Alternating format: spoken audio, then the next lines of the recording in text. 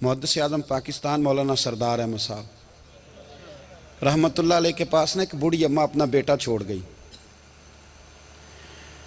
तो हज़रत साहब ने कुछ 2 4 5 महीने रखा। तो बाद में उसकी अम्मा को बुला के कहा कि भाई तू बेवा है, बेटा तेरा यतीम है, मैं नहीं चाहता कि इसका वक्त ज़ाया हो। ये पढ़ने वाला कोई नहीं, सारे नहीं भाई पढ़ने वाले होते। अब यहाँ वाला माँ बैठे हैं, मैं बेअदब भी ना हो जाऊँ।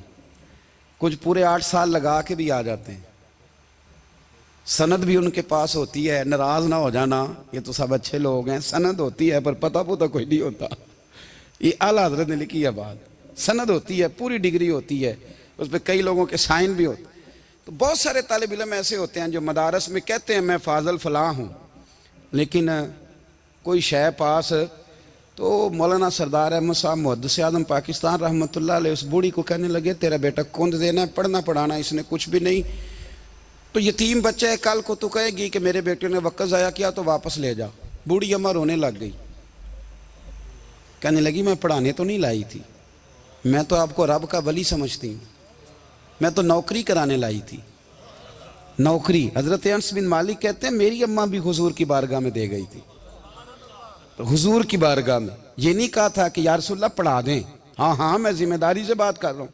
ये नहीं कहा था हुजूर मुजाहिद बना दें, ये थोड़ी कहा था कि या रसूलल्लाह सल्लल्लाहु तआला अलैहि वसल्लम से मुफस्सिर मुहद्दिस मुहक्किक मुफ्ती बना दें।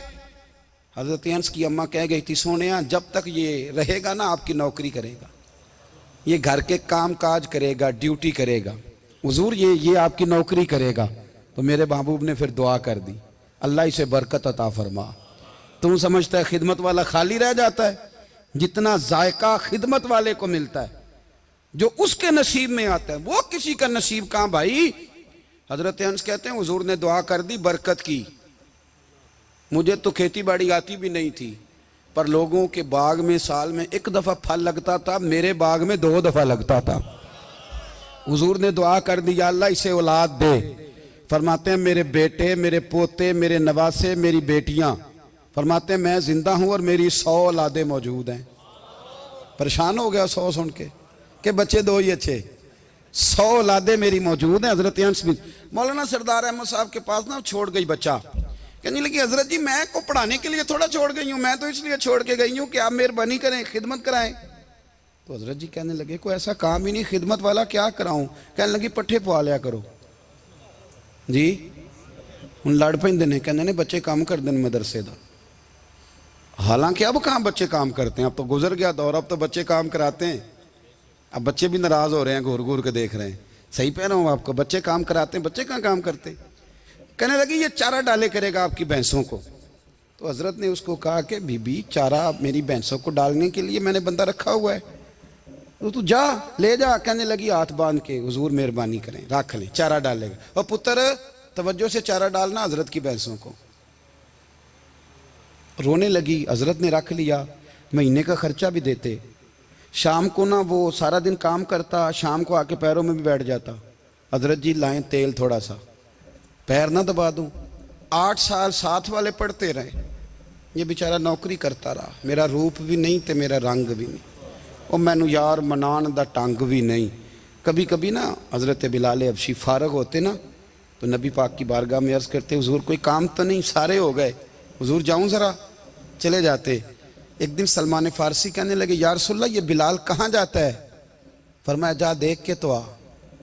हजरत सलमान वापस आए तो आके रोने लगे, कहने लगे सोनिया जब यहाँ से जाता है ना तो जाके सैयदा फातिमा की चक्की पीसनी शुरू कर देता, बीबी साहबा के काम करने लगता है, घर में जाके स्नैन की ड्यूटी करता है, वहाँ भी काम यहाँ भी काम। वो चारा डालता रहा, उसने चारा डाला। हज़रत मुहद्दिस आज़म की भैंसों को दस्तार फजीलत का वक्त आ गया, सारे पगड़ियाँ सजा के आ गए, आज दस्तार होगी। ये ना पीछे होके बैठ गया, चूँकि पढ़ा ही नहीं था तो दस्तार काहे की, दस्तार तो उसकी जो पढ़ेगा, हमने तो पढ़ा ही नहीं, हमने तो यार पढ़ा, घर पढ़ा, ड्यूटी करी। हज़रत मुहद्दिस आज़म रहमतुल्लाह अलैह के यहाँ जब ऐलान होने लगा ना कि अब दस्तार होगी, तो हज़रत ने पहला ऐलान उसका फरमाया। तो मजा वाला बंदा कपड़े भी कदी कदी बदलता है ना, वो कहता है जिस हाल में भी था मैं पलट के देखने लगा कि पढ़ा पढ़ाया तो है, कोई शय नहीं। तो ये माजरा क्या है, पीछे से उठ के आए तो कहते हैं बाकियों की दस्तार किसी आलिम ने की, किसी सूफी ने की, लेकिन ये भैंसों को चारा डालने वाला जब आया तो मुहद्दिस आदम ने फरमाया पगड़ी के बाल को कोई हाथ ना लगाए, ये सारी दस्तार मैंने करनी है। और फरमाते हैं हजरत बाल भी देते जाते थे और आंसू भी बहाते जाते थे, माथा भी चूमते थे और फरमाते थे दस्तार के बाद चला तो नहीं जाएगा यार, मुझे तो इबादत भी नहीं रह गई, मुझे तो चाबियों को भी नहीं पता कौन सी कहाँ रहती है, जाएगा तो नहीं तू? तो रो पड़ा, कहने लगा सोने जाए तो वो जिसके पल्ले कुछ है हो, आता जाता तो है कुछ नहीं, मुझे किसने रखना है, मैंने कहाँ जाना है, इधर कहाँ तो इधर ही रहूँगा। वो उस तालिब इल्म के सारे उस्ताद भाई कहते हैं उसने दस्तार कराई, पढ़ा पढ़ाया कुछ नहीं, पर जो मसला अड़ जाता था ना, वो जो अड़ जाता था ना, वो जाके उससे पूछते थे तो किताबें खोलने की ज़रूरत नहीं पड़ती थी।